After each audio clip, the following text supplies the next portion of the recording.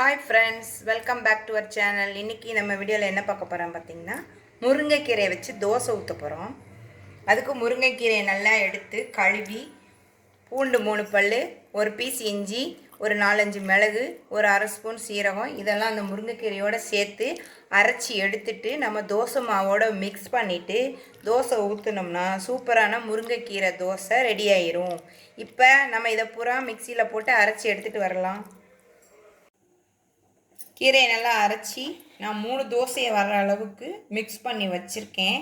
தோசை மாவோட மிக்ஸ் பண்ணியாச்சு. கல் காஞ்சிருச்சு, தோசை ஊற்றிக்கிடலாம். நல்லா எவ்வளோ ரோஸ்ட் ஆக்க முடியுமோ ரோஸ்ட் ஆக்கிடலாம்.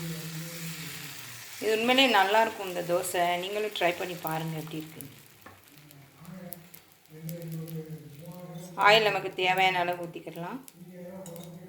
நல்ல சத்தும் கூட. கீரையை சாப்பிட்றதுக்கு இப்படி தோசையாக ஊற்றி சாப்பிட்றது ரொம்ப சத்து. ஓகே, தோசை வேகட்டும், வெயிட் பண்ணுவோம்.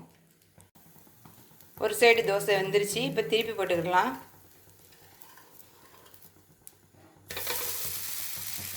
ஓகே, இப்போ ஆயில் வேணும்னா நம்ம ஊற்றிக்கலாம், இல்லைன்னா விட்டுடலாம்.